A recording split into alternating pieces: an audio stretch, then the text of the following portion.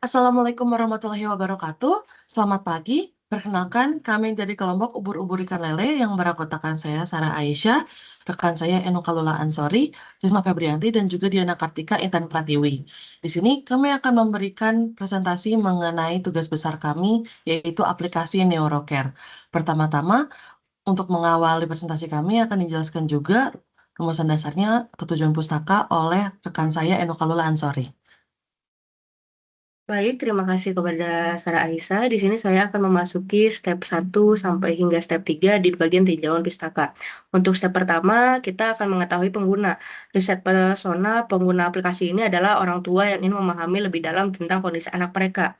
Karena kita di sini memfokuskan kepada anak yang memiliki kebutuhan khusus. Kemudian kita memahami fungsi bisnis di step kedua ini. Neurocar ini adalah platform digital yang mendukung orang tua dalam mengelola kebutuhan anak berkebutuhan khusus dengan fitur kuis, diagnosis awal, rekomendasi, dan forum komunitas. Kemudian untuk step 3 sendiri, kita memahami prinsip desain UI. Neurocar juga menghadirkan antarmuka pengguna UI yang dirancang khusus untuk memenuhi kebutuhan orang tua dan pengasuh anak berkebutuhan khusus dengan fokus pada kemudahan pengguna dan aksesibilitas. Lalu kita akan memasuki ke analisis kebutuhan. Analisis kebutuhan yang keempat di step keempat ini yaitu membangun menu di sistem dan skema navigasi.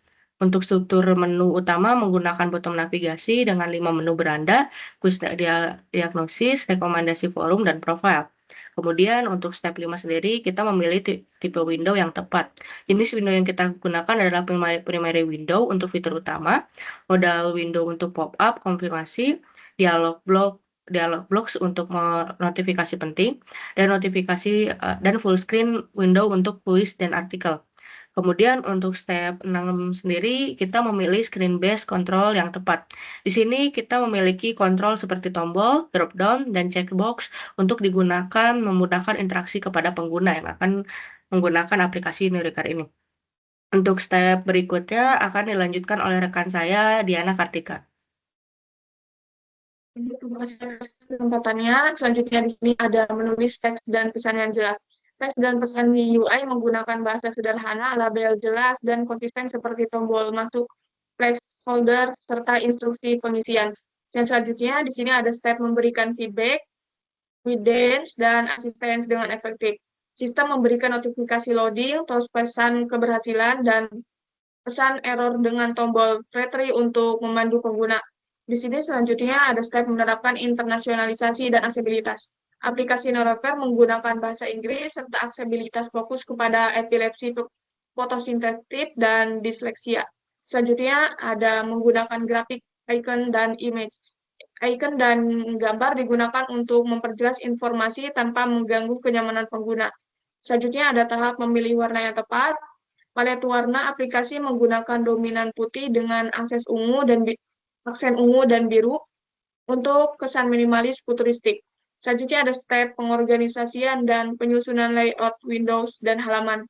Layout menggunakan grid 8 pixel, white space cukup, dan hierarki visual untuk kemudahan navigasi. Proses selanjutnya akan dilanjutkan oleh rekan saya, Sarah Aisyah. Oke, baik Diana Kartika untuk penjelasannya. Sekarang saya akan masuk ke proses desain UI yang dimana akan saya tampilkan secara langsung. Oke, baik. Seperti yang bisa dilihat dari aplikasi kami, ini adalah menu tampilan untuk di awal. Ada logo dan juga versinya. Kemudian kita bisa memulai dengan sign in, dengan memasukkan email, memasukkan username, juga password. Jika username sudah ada, maka kita bisa mengganti username tersebut. Lalu kita masuk. Kemudian kita masukkan kembali username dan juga password untuk login. Setelah login, kita bisa mulai membuat akun kita.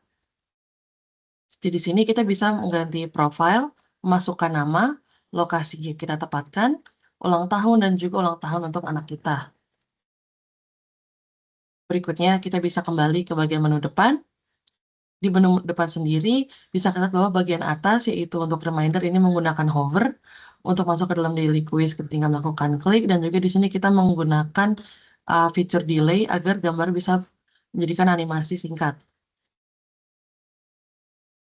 Di sini adalah beberapa choice yang bisa kita pilih.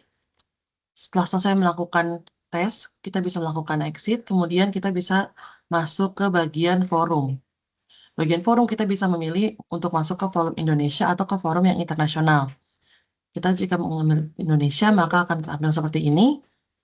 Dan jika kita memilih forum, maka akan bisa dilihat bahwa ada chat dari seperti ini, ada dari Ibu Anissa Insan dengan topik anak yang tantrum, lalu meminta saran-saran, kemudian ini ada jawaban tertentu, dan kemudian bisa juga dari saran tersebut kita reply lagi. Kemudian hal yang juga sama pada internasional. Kemudian jika kita masuk ke dalam hospital recommendation, maka di sini juga kita bisa memilih untuk lokasi yang kami sediakan adalah Indonesia dan juga Singapura. Jika kita memilih Indonesia, maka dalam Indonesia kita bisa memilih lokasi seperti misalkan Jakarta atau Bandung. Kemudian kita juga bisa masuk ke school recommendation, sama seperti pada di hospital, kita bisa memilih lokasi Jabodetabek atau Bandung. Berikut jika kita memilih Jabodetabek, dan berikut jika kita memilih daerah Bandung. Kemudian kita juga melakukan health check. Di sini kita bisa melihat bahwa umur anak kita di sini adalah 6 tahun. Kemudian di sini juga ada improve untuk daily quiz-nya dan juga seberapa besar perkembangan dia dari week sebelum-sebelumnya. Di sini juga ada daily quiz result-nya dalam berupa chart. Lalu di sini bisa lihat historinya saat kapan kita melakukan tes. Kemudian kita juga bisa melihat di sini adalah artikel untuk hari ini yang dimana berisikan artikel-artikel yang disediakan setiap harinya dan selalu riset pada tengah malam. Kita bisa melihat notifikasi untuk melihat apakah sudah melakukan quiz hari ini atau belum, atau bila ada yang melakukan reply pada forum kita. Kemudian juga ada setting untuk mengatur language, notification, dan juga memberikan feedback atau melakukan deactive account. Dan terakhir kita bisa melakukan logout untuk keluar dari kita. Baik, sekian presentasi dari saya. Untuk berikutnya akan dilanjutkan oleh rekan saya, Risma Febrianti. Baik, terima kasih atas kesempatannya. Di sini saya akan melanjutkan proses selanjutnya, yaitu implementasi atau analisis data. Nah, implementasi atau analisis data ini kita melakukan proses testing, yaitu pengujian aplikasi, dan pengujian dilakukan menggunakan metode System Usability Scale atau SUS dengan 50 persiapan untuk mengukur kemudahan penggunaan dan kepuasan terhadap aplikasi NeuroCare kami.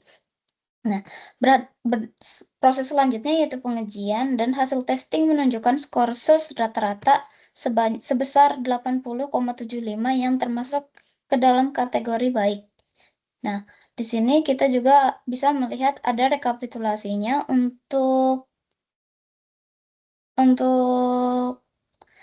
di sini kita juga bisa melihat ada rekapitulasinya untuk seluruh hasil dari responden yang kita terima.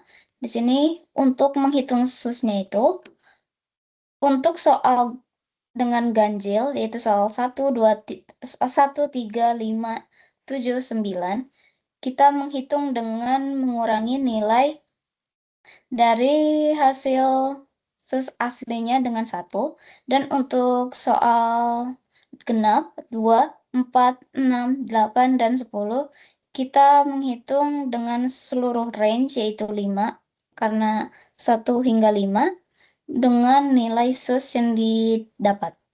Lalu kita akan memasukkan ke dalam rumus SUS-nya dan didapatkan hasil akhir sebesar 80,75.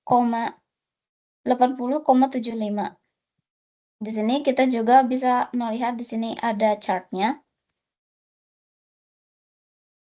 Dan kesimpulan akhirnya yaitu aplikasi NeuroCare dinilai usable dengan tingkat kepuasan tinggi, serta rekomendasi pengembangan selanjutnya fokus pada penambahan fitur dark mode, perbaikan navigasi, dan personalisasi konten.